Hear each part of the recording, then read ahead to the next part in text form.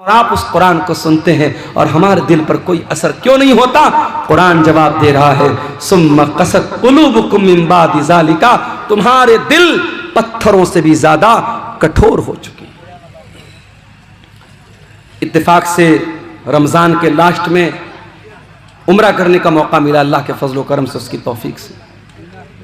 अब उम्रा करने भी जो लोग जाते हैं, अल्लाह माफ करे, अल्लाह रहम करे, उम्रा की बरकत भी धीरे धीरे खत्म हो रही है। वहां भी साहब तवाफ हो रहा है, साथ में सेल्फी ली जा रही है। अब बॉलीवुड की बड़ी बड़ी हीरोइनें साहब सारी जिंदगी वो नंगापन करती रही, नाचती रही, गाती रही। अब वो अपने गुनाहों को धोने के लिए क्या कर रही? उम्रा करने जा रही हैं। उम्रा करने गई, अब वहां क्या है साहब, फोटो शूट हो रहा है। मदीना के अंदर पहुंची तो जो बड़ी बड़ी छतरी लगी है मस्जिद नबवी के अंदर, उसके नीचे, मैं एक बॉलीवुड की हीरोइन है, नाम नहीं लूंगा वरना चैनल वाले भी फटफट से थंबनेल डाल देंगे, वो बेचारी जाके वहां फोटो शूट कर रही है और आकर के फिर अपना फिल्में बनाने लगी। फिर वो सारे काम जो फिल्मी दुनिया के हो रहे थे वो होने लगे। अब धीरे धीरे उम्रा और हज की रूहानियत भी मेरे भाइयों खत्म हो रही है।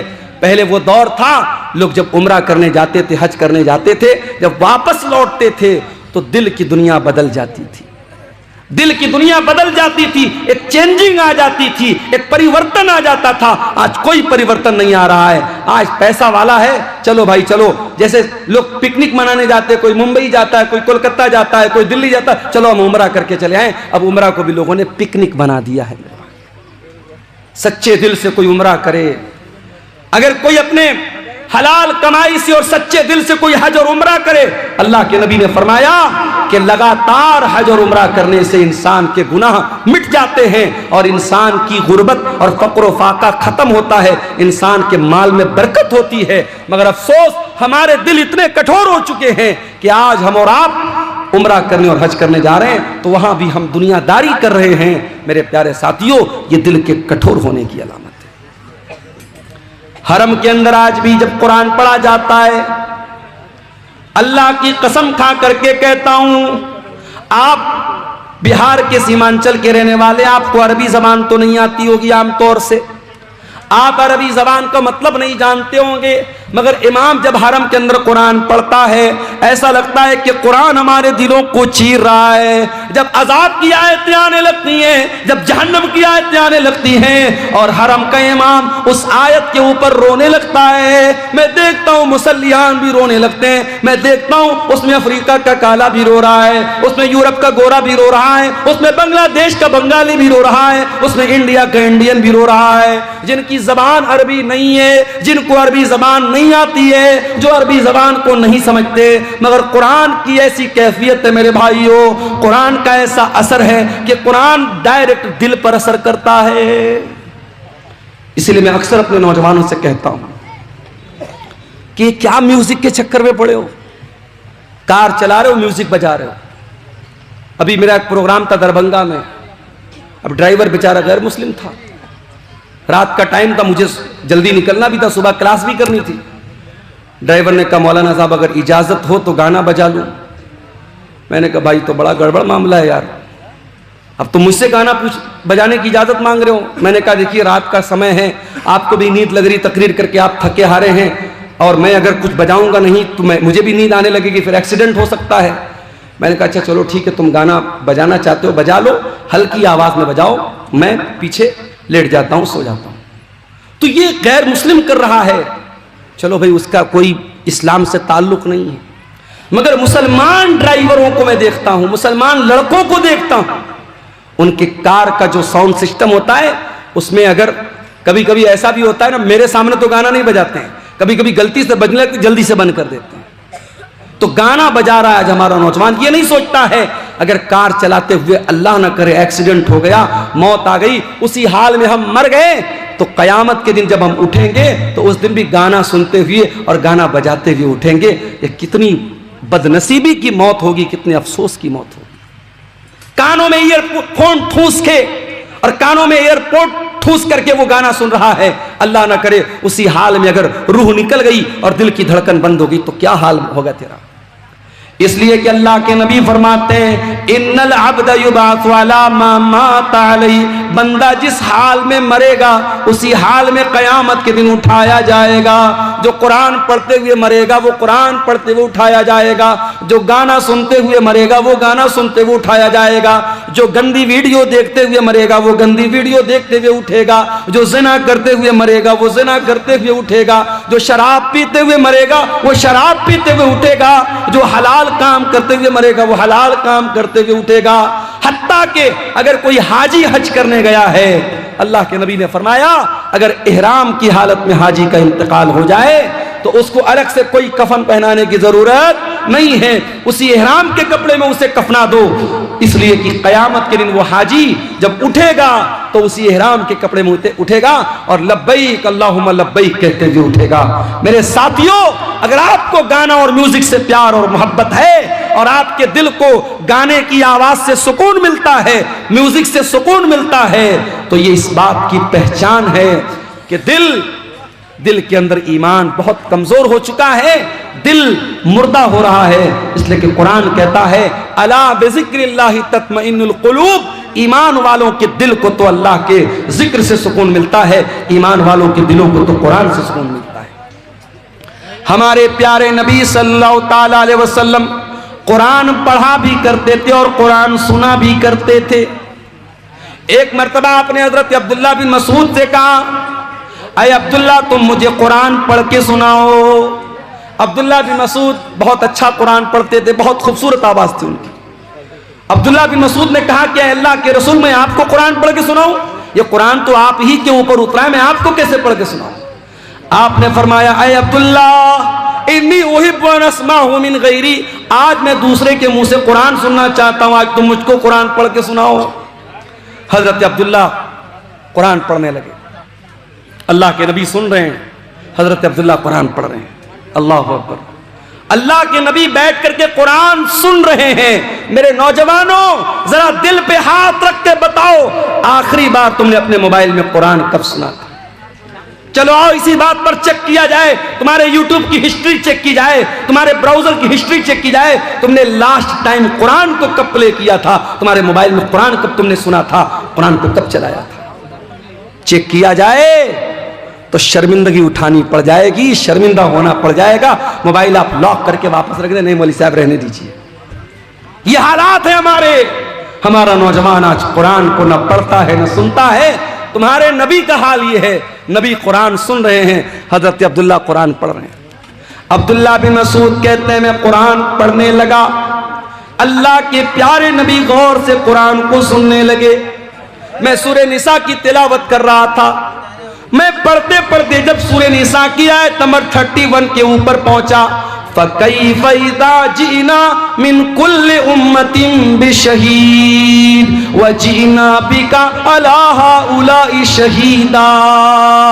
ऐ नबी, उस वक्त आपका क्या हाल होगा जब हम हर उम्मत के ऊपर से गवाह लाएंगे, और ऐ नबी हम आपकी उम्मत पर आपको गवाह बनाएंगे।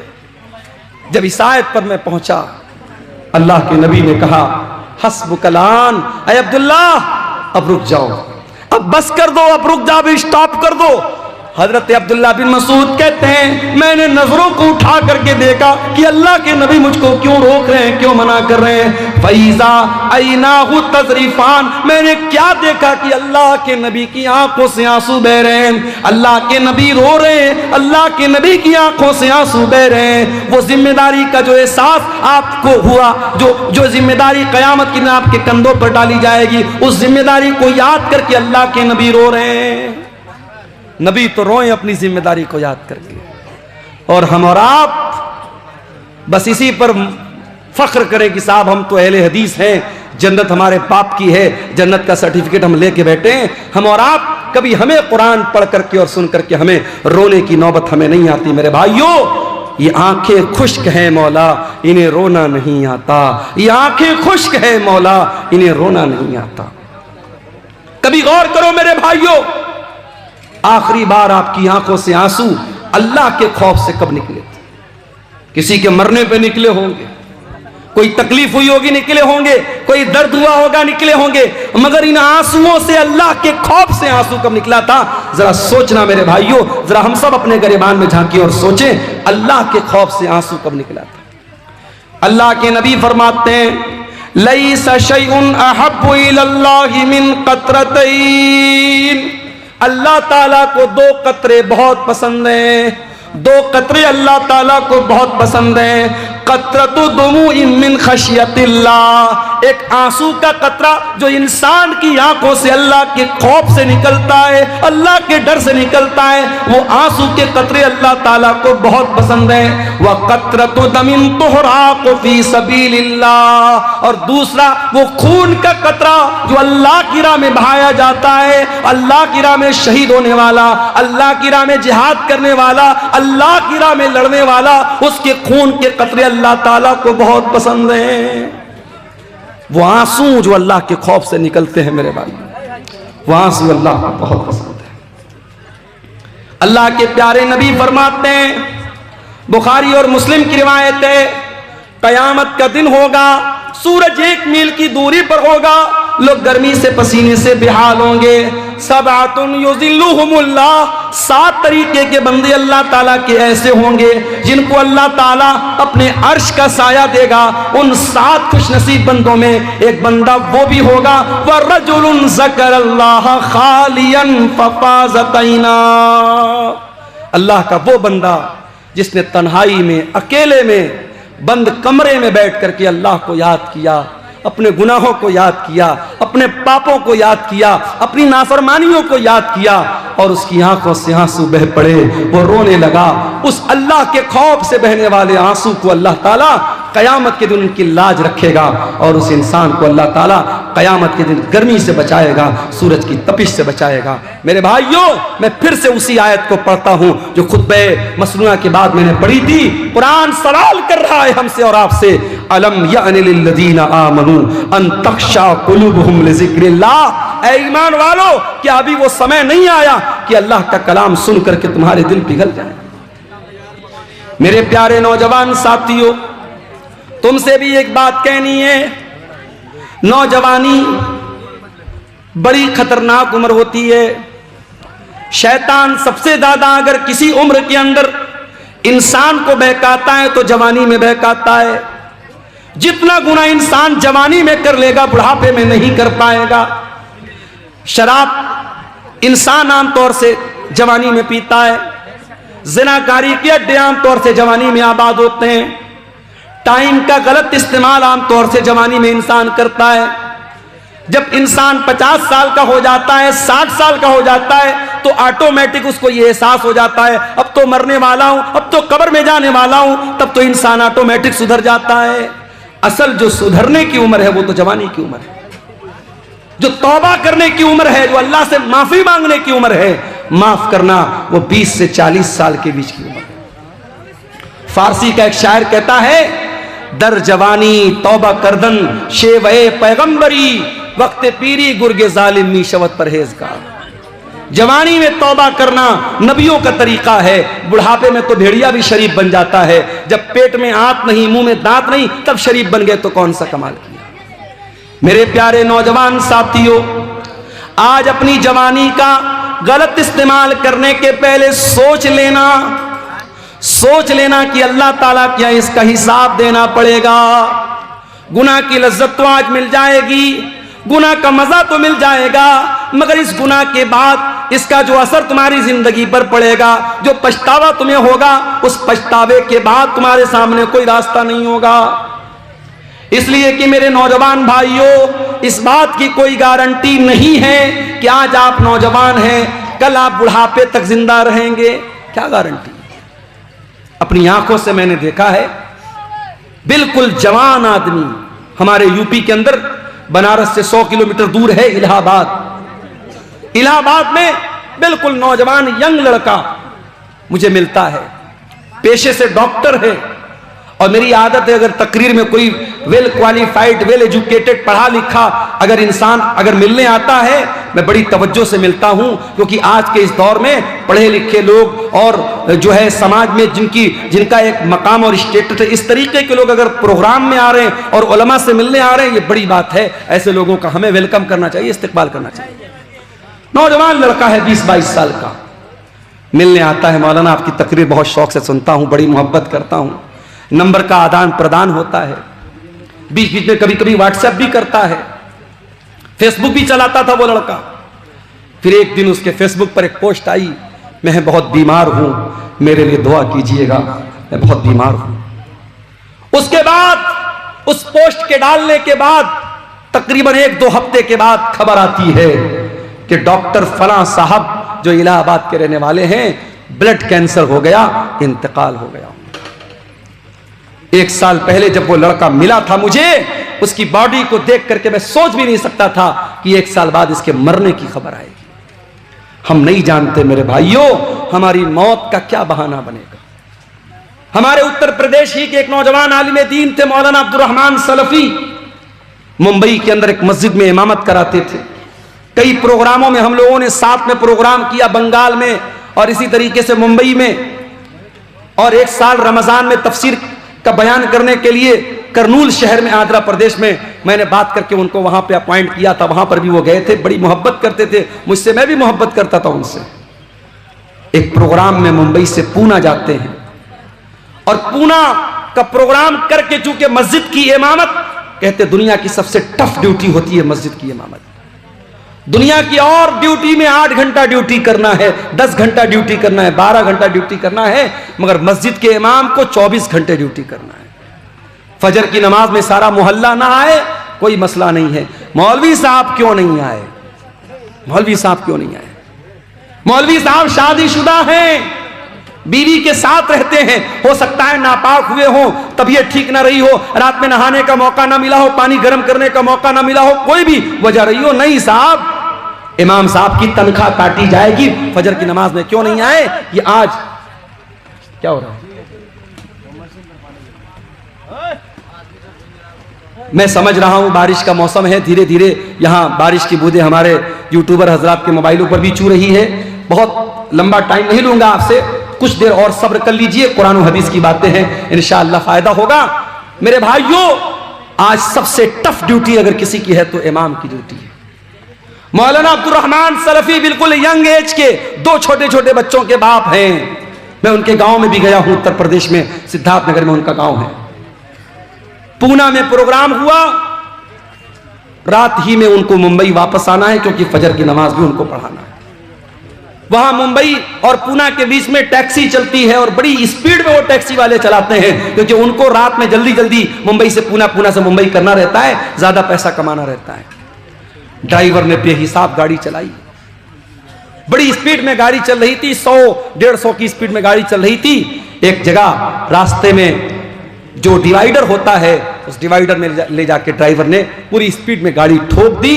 गाड़ी के अंदर 10 लोगों में से 7 लोग ऑन द स्पॉट इंतकाल कर गए। मौलाना अब्दुर्रहमान सलफी, अल्लाह रहमत मगफरत फरमाए, ऑन द स्पॉट उनका इंतकाल हो गया, पूरा सर पिचक गया और बड़ी मजलूमाना तरीके से उनकी मौत हो गई। क्या वो पूना जाने के पहले उन्होंने सोचा था कि मेरे साथ ऐसा हो जाएगा? हम नहीं जानते मेरे भाई, कौन सा एक्सीडेंट, कौन सी बीमारी, कौन सा बहाना हमारी जिंदगी की सांसों की डोर को खत्म कर देगा, हमारा दिल धड़कना बंद हो जाएगा।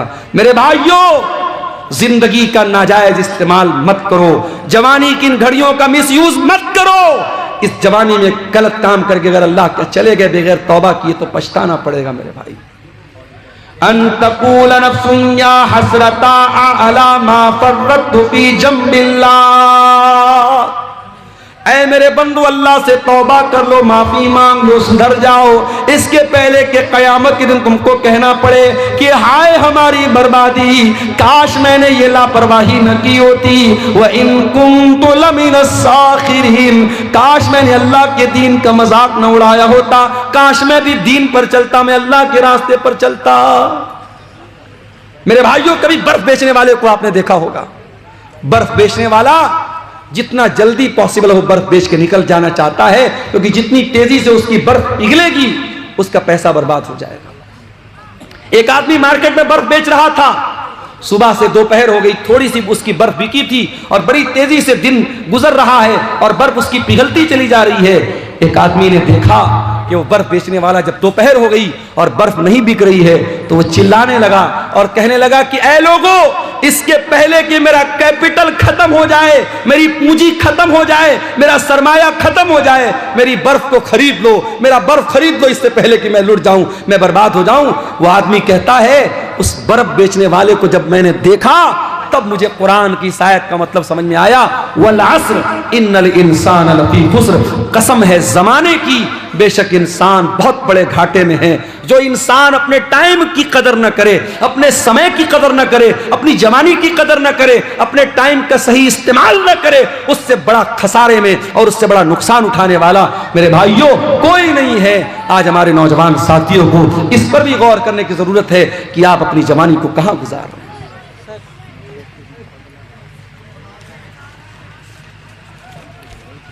कुरान का वो सवाल हमसे और आपसे हो रहा है मेरे भाई, अलम यानि लिल्लज़ीना आमनू अन तख्शा कुलूबुहुम लिज़िक्रिल्लाह, क्या ईमान वालों के लिए अभी वो समय नहीं आया कि अल्लाह का कलाम सुन करके उनके दिल पिघल जाएं, नरम पड़ जाएं।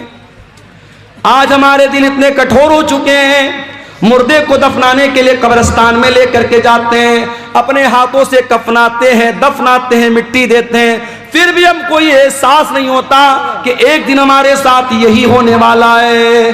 मेरे प्यारे भाइयों, आज बंद कमरे में लाइट को बंद कर दिया जाए, पंखा बंद कर दिया जाए, कमरा बंद कर दिया जाए, चारों तरफ से पैक कर दिया जाए और उस कमरे में हमको रखा जाए, हमारा दम घुटने लगेगा, हम बेचैन हो जाएंगे।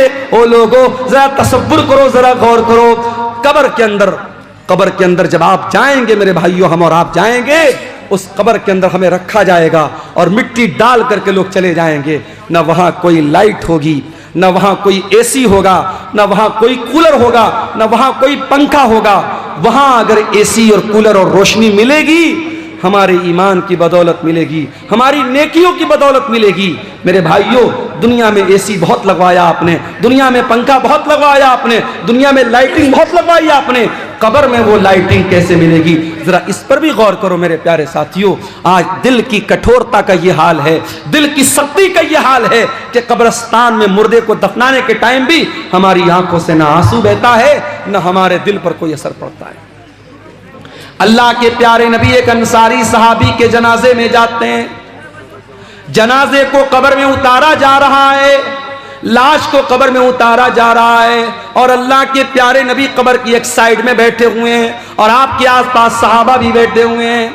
अचानक अल्लाह के नबी ने कब्र की तरफ देखा और कब्र में होने वाला जो अजाब है, कब्र में होने वाले जो हालात हैं, उनके बारे में सोच करके अल्लाह के नबी रोने लगे। इतना रोए, हदीस के अल्फाज हत्ता बल्ल सरा, आपके आंसुओं से वो उस जगह की जमीन भीग गई, वहां की मिट्टी भीग गई और आपने उस कब्र की तरफ इशारा करके फरमाया, लिमिस लिहाजा फअइदु या इख्वानी, ऐ मेरे सहाबा, इस कब्र की तैयारी करो, यहां तुमको जाना है, इस कब्र में तुमको जाना है, यहां तुमको हिसाब देना है, तैयारी करना है तो इस कब्र की तैयारी करो। मेरे प्यारे